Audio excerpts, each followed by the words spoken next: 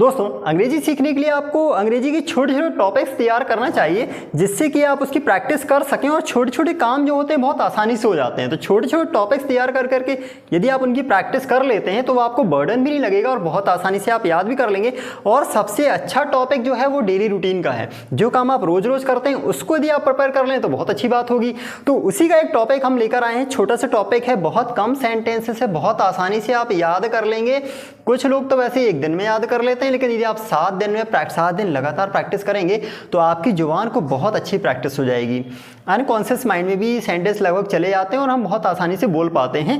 तो एक हफ्ते में इनकी प्रैक्टिस तो बहुत अच्छी हो जाएगी यदि आप घूम फिर के लगातार प्रैक्टिस करते रहते हैं। तो चलिए शुरू करते हैं छोटा सा video. Daily I get up early in the morning at 6 o'clock। Daily I get up early in the morning at 6 o'clock। रोज सुबह में 6 बजे उठ जाता हूँ। रोज सुबह में जल्दी 6 बजे उठ जाता हूँ। Daily I get up. आपको भी इसी प्रकार से प्रैक्टिस करनी है कि आप एक बार में इन सेंटेंस को बोल सकें। Daily I get up early in the morning at 6 o'clock। First of all I pray to God.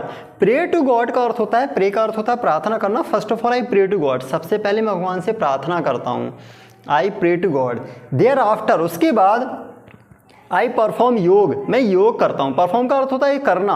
I perform योग। दोस्तों उसको योगा ना कहें, क्योंकि योगा उनके लिए जिनको पता नहीं होता है कि कैसे हिंदी पढ़ते हैं।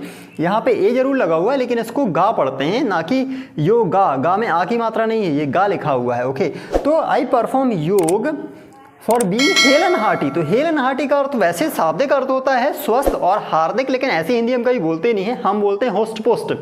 तो होस्ट पोस्ट रहने के लिए for being hale and hearty. Hello and hearty बहुत अच्छा फ्रेज है, इसको आपको प्रैक्टिस जरूर करना चाहिए। Hale and hearty, for being hale and hearty I perform yoga for being hale and hearty. मैं होस्ट पोस्ट रहने के लिए योग करता हूँ। आफ्टर दैट, उसके बाद आई टेक अ बाथ। मैं स्नान करता हूँ। टेक अ बाथ का अर्थ होता है स्नान करना। विथ कोल्ड वाटर, ठंडे पानी से। फिर मैं ठंडे पानी से स्नान करता हूँ।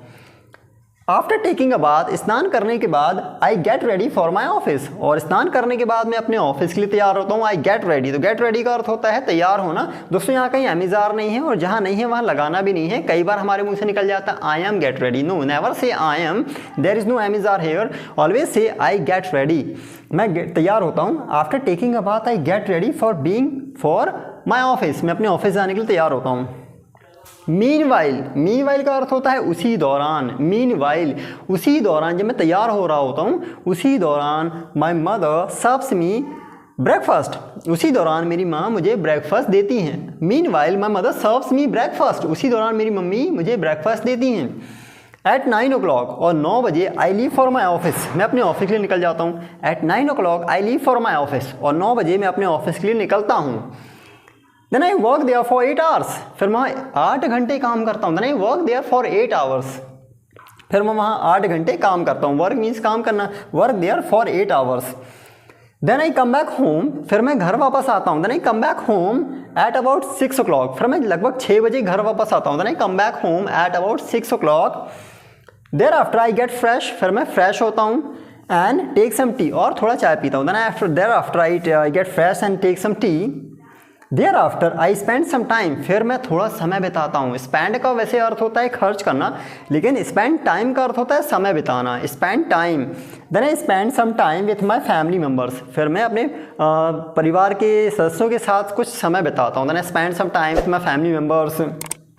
Then I take dinner। फिर मैं डिनर करता हूँ। At 9 o'clock। फिर मैं 9 बजे डिनर करता हूँ। टेक डिनर का अर्थ होता है डिनर करना। टेक का अर्थ होता है करना, वैसे लेना होता है, लेकिन आप टेक का अर्थ यहाँ पे करना भी कह सकते हैं। टेक डिनर, मैं डिनर करता हूँ, यहाँ पे आप हैव भी लगा सकते हैं। Then I have dinner. Then I take dinner at 9 o'clock। Thereafter I read some motivational books and sleep. फिर मैं उसके बाद कुछ मोटिवेशनल किताबें पढ़ता हूँ और सो जाता हूँ। Then I read some motivational books and sleep. So दोस्तों एक छोटा सा वीडियो था, बहुत कम सेंटेंसेस यदि आप इनकी प्रैक्टिस करते हैं तो आपकी जुबान पे बहुत आसानी से कुछ ही दिनों पे चढ़ जाएंगे। और एक चीज़ की प्रैक्टिस एक बार में करना चाहिए। हर चीज़ की प्रैक्टिस भी आप एक बार में करेंगे तो कुछ प्रैक्टिस नहीं हो पाएगी।